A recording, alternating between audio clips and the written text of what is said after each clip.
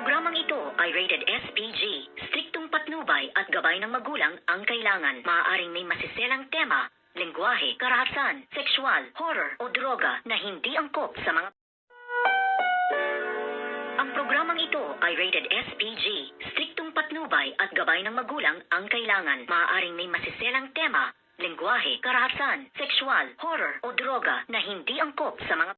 Good morning mga kachikas and welcome sa aking munting channel. Umabot na nga ngayon sa kaalaman nitong ang ating bidang si Tanggol ang nangyari nga sa kanyang lolonoy na ito nga ay sumakabilang buhay na kung kaya't agad-agad nga siyang napasugod sa kanilang lugar nang maibalita nga ng nanay ni Enteng sa kanya nang tawagan si Enteng at tanungin kung nasaan nga ang ating bidang si Tanggol, kung kaya't dito nga ay sinabi na ang kanyang nabalitaan at nalamang ang kanyang lolonoy ay wala na. Ito daw ay pinagsasaksak at pinatay, kung kaya't agad-agad siyang napasugod sa kanang lugar at ngayon ay nalaman na ang katotohanan, yung kabit nitong si Rigor ang siyang pumatay dito nga sa kanyang lolonoy at pinagsaksak nga daw ito ni Lena na ito ay kalat-kalat na ang balita dito nga sa Quiapo sa kanilang lugar, kung kaya't ngayon ang hinahanap niya ay si Mang Rigor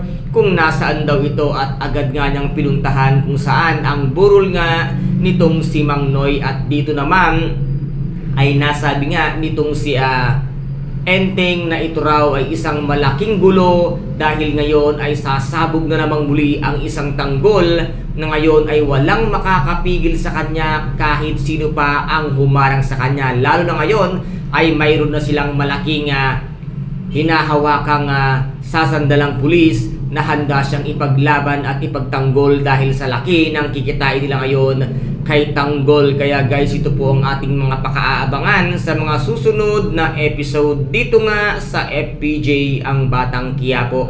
At kung nagustuhan po ninyo ang aking videos for today, paki-subscribe na lamang po ng aking channel, paki-like and share para maging update kayo sa lahat ng gagawin kong videos. Maraming salamat po.